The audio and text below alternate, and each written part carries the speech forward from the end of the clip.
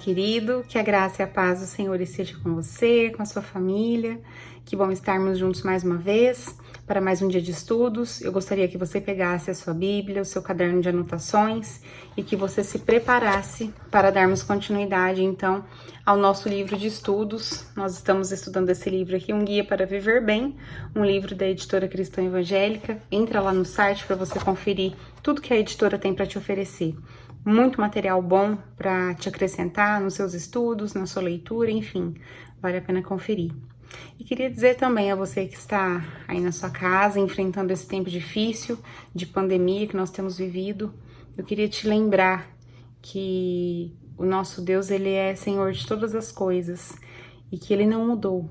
Então, nada foge do controle de Deus. Se você está aí preocupado, se você está sofrendo crise, se você está depressivo, se você está sofrendo por ter que ficar dentro da sua casa, enfrentando tantas dificuldades, saiba que tudo está no controle do nosso Deus. Ele é soberano e nada foge dos seus planos. Aproveite este tempo para encontrar respostas, para encontrar materiais que vão te dar suporte para este tempo dentro da palavra de Deus. Leia um devocional, leia um livro, procure conversar, mesmo que virtualmente, com pessoas que te acrescentem alguma coisa, para que você possa enfrentar e passar por este problema da melhor forma e, acima de tudo, tirar um aprendizado de tudo isso. Amém? Não fique aí se remoendo situações, não fique aí sofrendo por essa situação. Cada um tem o seu sofrimento, cada um tem os seus limites, mas procure alguém que possa te ajudar e procure respostas e procure esperança dentro da palavra de Deus.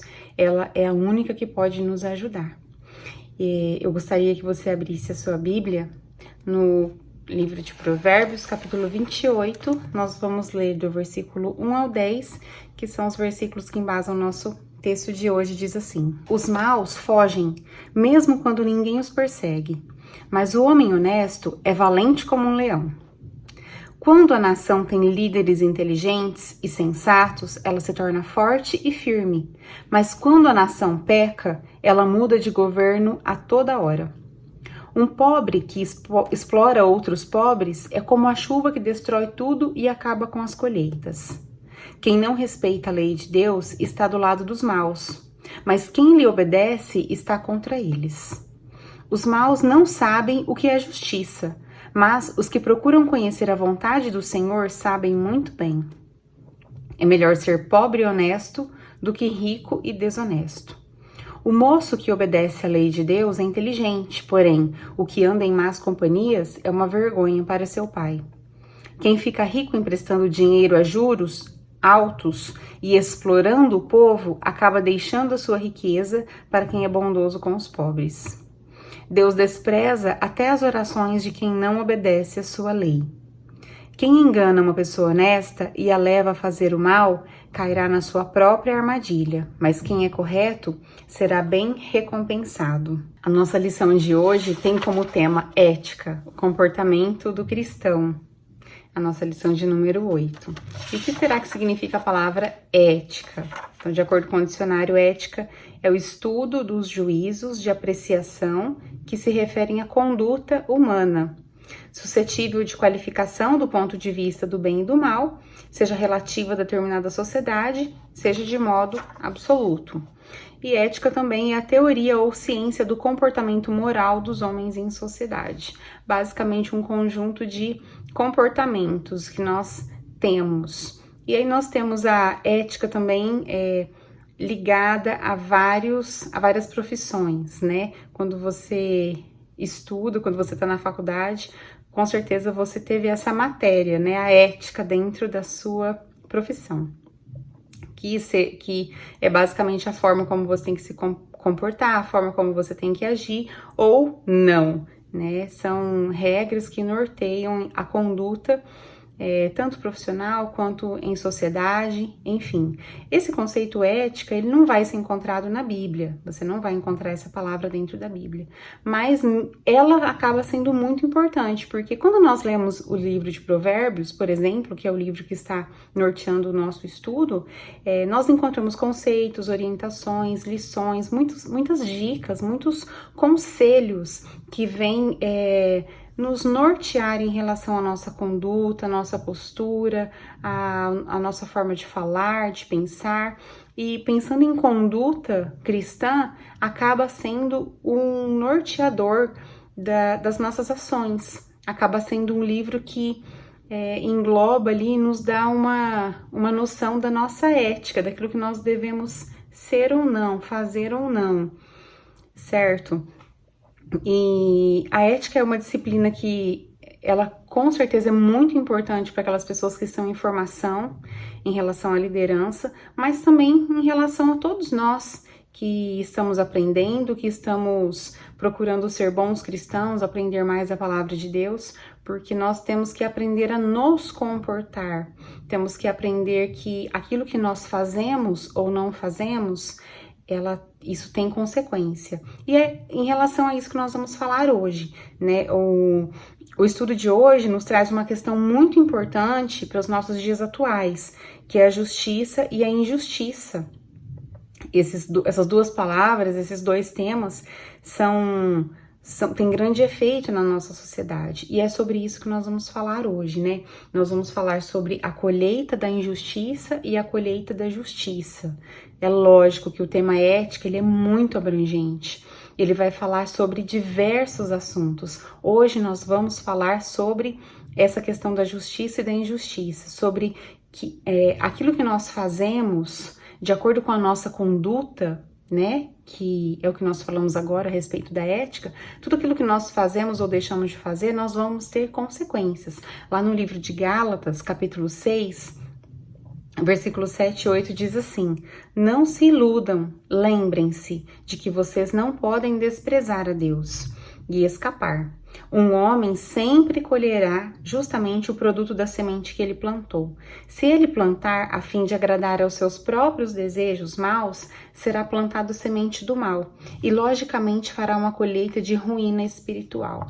Então nós vamos ver, de acordo com a nossa conduta, e as consequências disso, no caso aqui a justiça e a injustiça, quais são as consequências e qual vai ser a colheita de acordo com essas práticas. Bom, a primeira coisa que a lição nos traz é em relação a medo e ineficiência. Todos esses itens que eu vou dizer agora são características, então, dos indivíduos que semeiam a injustiça entre os homens. Se nós formos parar para pensar, e em todos esses itens que nós vamos ler agora, medo, ineficiência, prejuízo financeiro, ruína profissional, ignorância, frieza espiritual, irresponsabilidade e inconsequência, nós vamos encontrar isso quase que diante dos nossos olhos, às vezes quando nós ligamos a nossa televisão, quando nós nos atentamos e às vezes nos decepcionamos com certas promessas de pessoas que estão à frente, né, liderando o nosso país, o nosso estado, nossa cidade, enfim. Nós temos muitos exemplos de injustiça, sofremos essa consequência de injustiça plantada, às vezes, por outras pessoas, outros governos, e por vezes nos sentimos injustiçados. Mas eu gostaria que você aplicasse isso, não só observasse isso como exemplo de situações que você vive, mas que você aplicasse isso também à sua vida.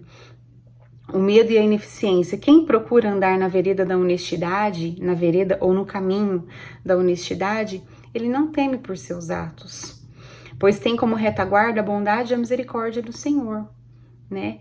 Quando nós nos atentamos aos nossos caminhos, aos nossos atos, aquilo que nós fazemos, nós não temos por que ter medo, né? não estamos falando do medo em outra situação, em qualquer outra situação, nós estamos aplicando em relação à injustiça. A pessoa que comete injustiça e ela sabe disso, com certeza ela vive cercada de medo, né? O medroso, ele pensa em todos os perigos possíveis, porque ele sabe que ele agiu errado, ele focaliza todas as possibilidades de derrota, de dar errado aquilo que ele fez. Ele triplica as fechaduras das portas da sua casa, porque ele sabe que ele corre perigo, que alguém sempre está de olho naquilo que ele está fazendo, coloca alarme em tudo que o cerca, se cerca de seguranças.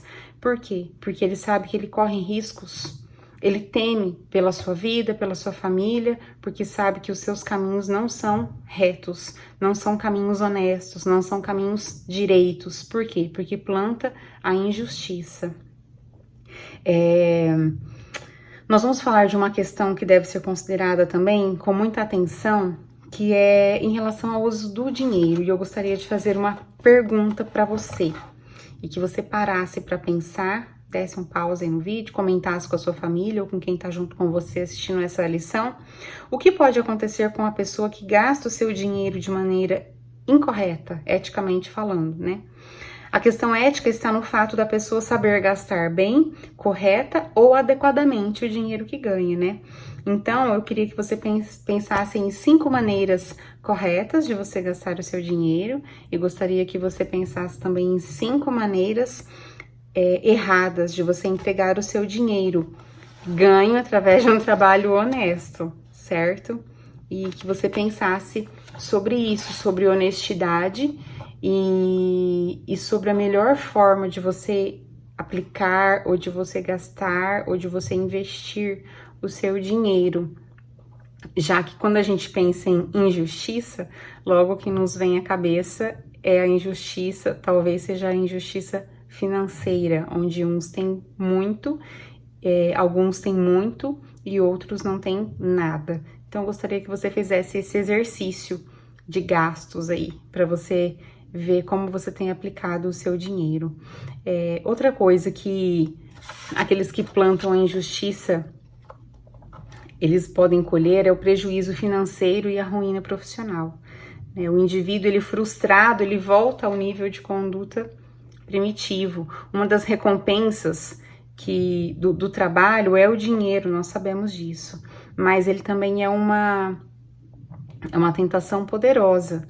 Nós sabemos que muitas pessoas se corrompem por causa do dinheiro, começam a fazer um trabalho, de repente estão fazendo aquilo que não é legal, aquilo que não é honesto, para poder enriquecer às custas de um trabalho desonesto, para poder ganhar mais, às custas às vezes de perder o sono, de perder a sua segurança, de perder a sua família.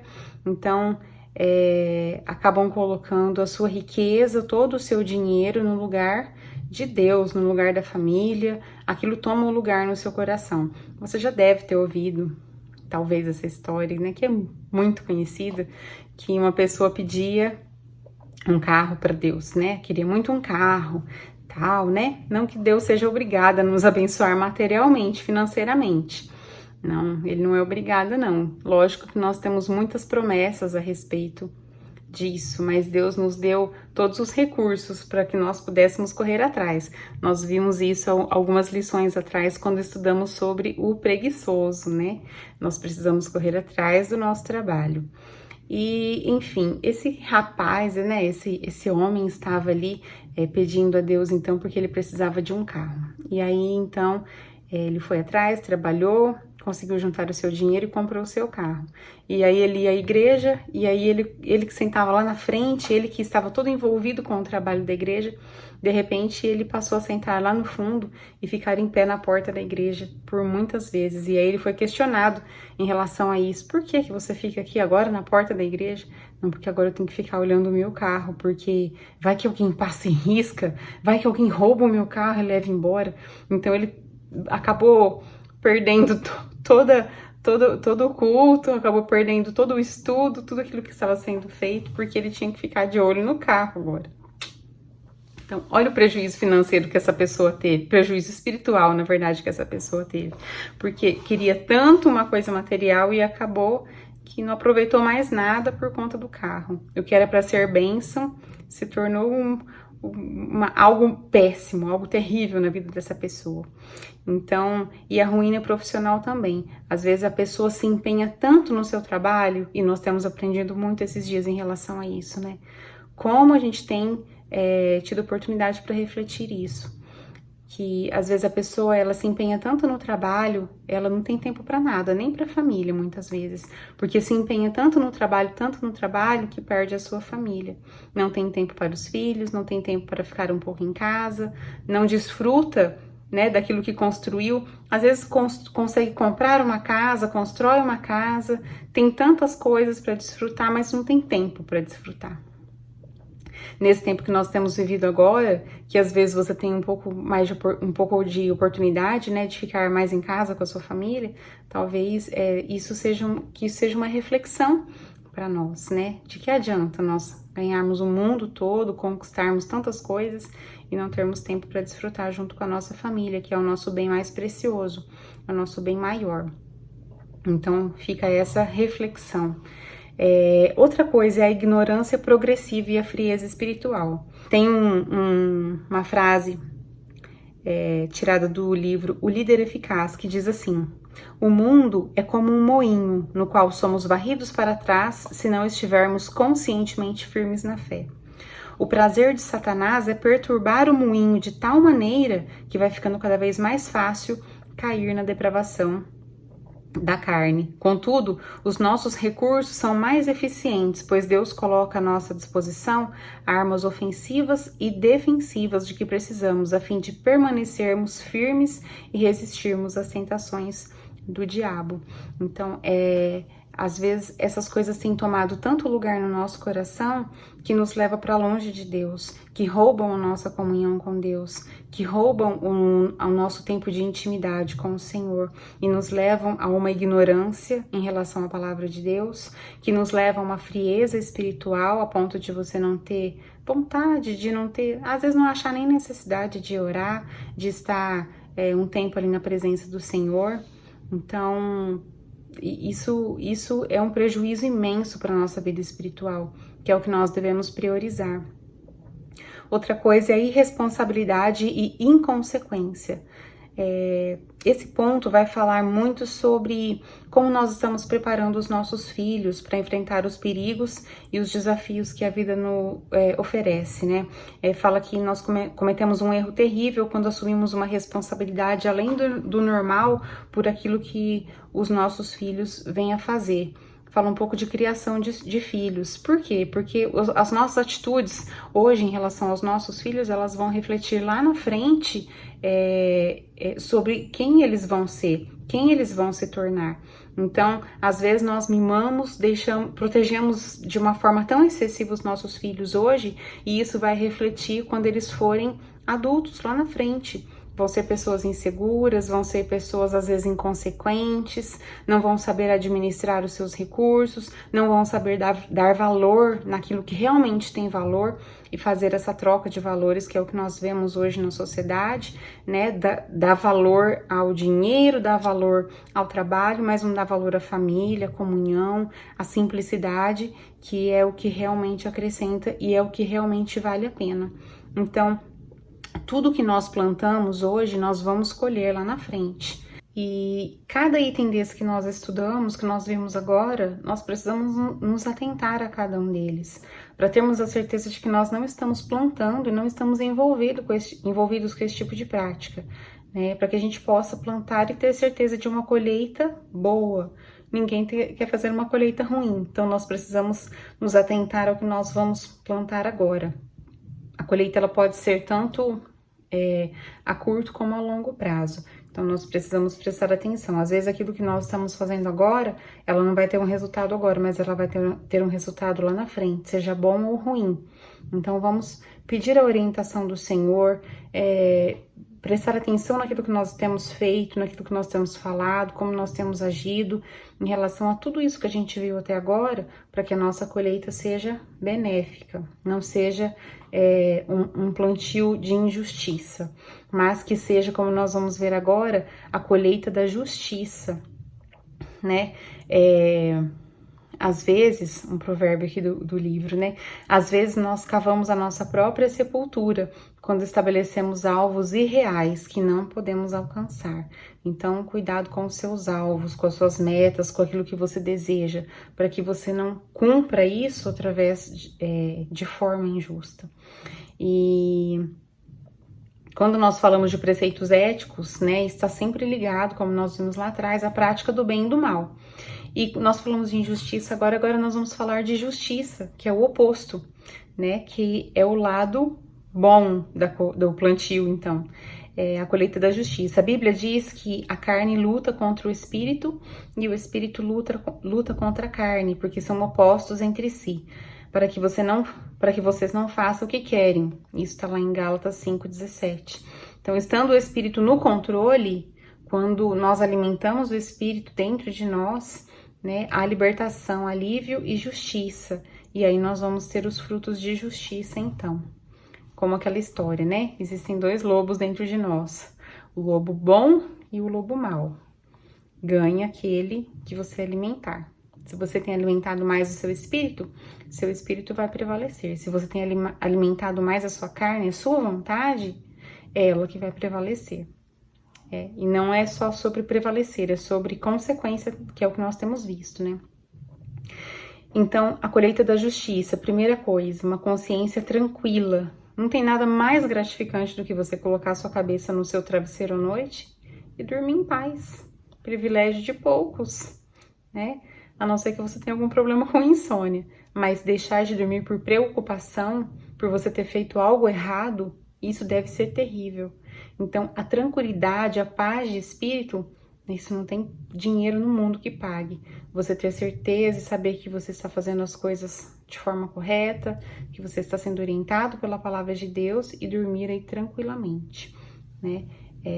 Podemos pensar sobre a culpa que perseguiu os irmãos de José, no episódio lá de Gênesis 42, quando seus irmãos, por ciúmes, venderam José como escravo, e ele foi levado então para o Egito, e eles mentiram ao pai, dizendo que ele tinha sido devorado por uma fera do campo, e levaram ali a sua túnica toda ensanguentada, então, para o pai ver que ele tinha sido realmente morto. Imagina como que ficou a cabeça, a consciência desses irmãos quando eles deitavam para dormir toda noite, pensando que tinham enganado o seu pai, que tinha vendido o seu irmão, não sabendo então do destino do seu irmão, se ele estava vivo ou morto, se ele estava sofrendo, se ele estava passando fome, se ele estava passando frio. Olha como deve ter sido difícil. Se você não conhece o desfecho da história, Gênesis 42, dá uma lida lá que é uma história muito interessante. Isso é ter a consciência pesada. Você já teve a consciência pesada? Você já ficou com a consciência pesada por alguma atitude sua? Você deve saber que é terrível, né? É muito ruim.